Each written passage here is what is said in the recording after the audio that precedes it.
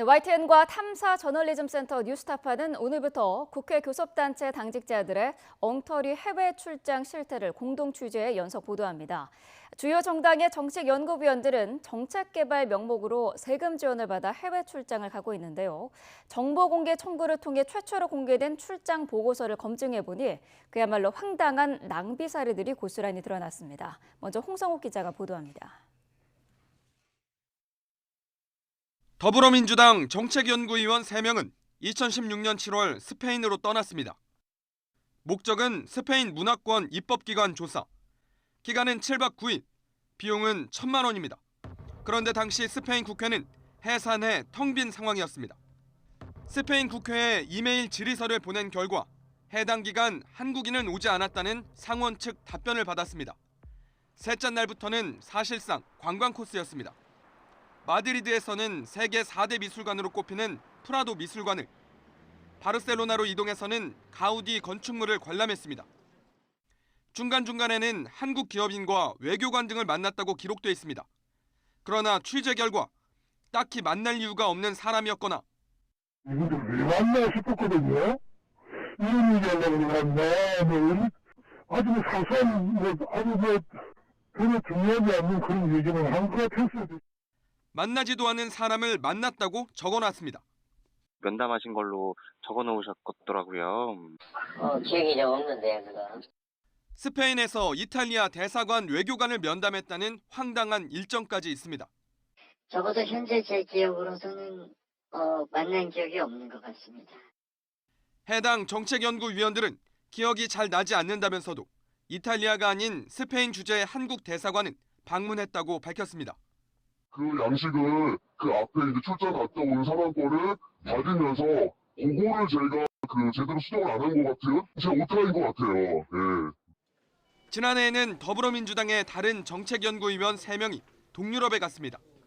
비용은 1,100여만 원.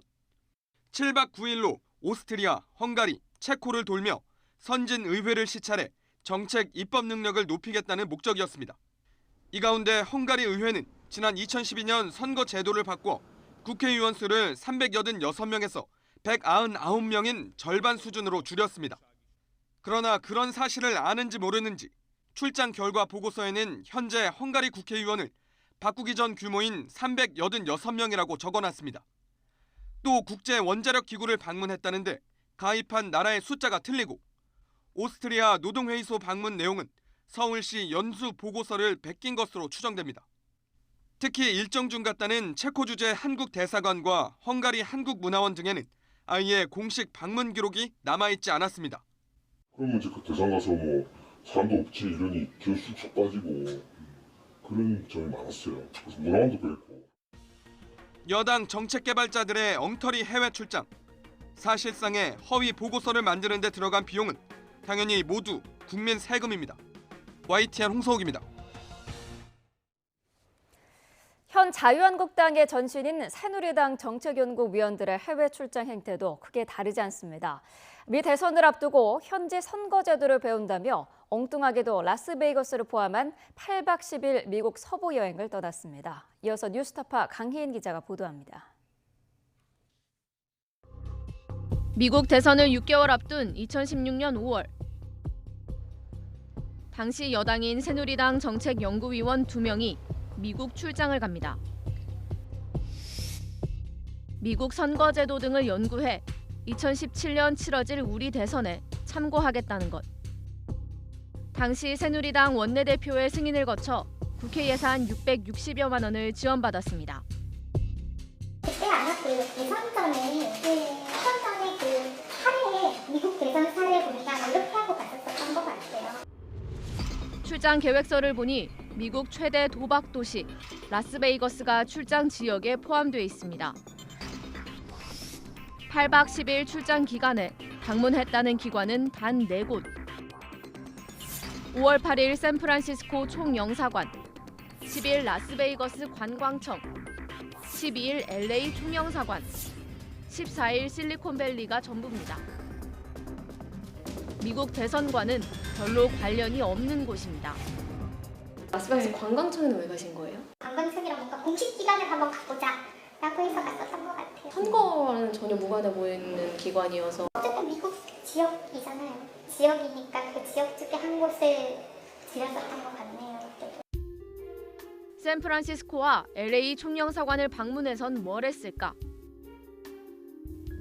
해당 영사관에 이들이 오긴 왔는지, 왔다면 누구를 만났는지 물었습니다. 두 곳 모두 방문 기록을 찾을 수 없다는 답변이 왔습니다. 해당 정책연구위원은 비공식 방문이었다고 주장합니다. 공식적으로 누굴 만났냐고 물어보시면 기억이 안 나네요.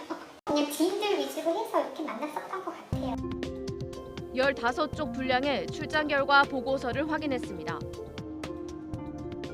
국내 총선과 대선의 투표율을 설명하고 미국 선거제도 일반 현황을 소개합니다.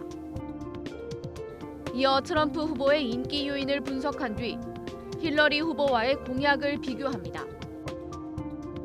굳이 미국을 가지 않아도 얼마든지 쓸 수 있는 내용입니다.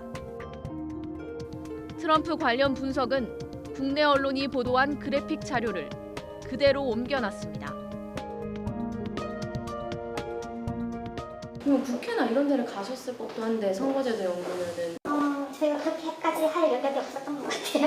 어쨌든 좋은 취지를 가지고 선진국에 가서 대선 관련된 그런 사례들을 보고 왔다. 그렇게 봐주시면 될 것 같아요. 이 같은 해외 출장에 600만 원이 넘는 세금이 들어갔지만 출장을 보낸 새누리당이나 예산을 지급한 국회 사무처, 그 어디도 엉터리 출장을 문제 삼지 않았습니다. 뉴스타파 강혜인입니다.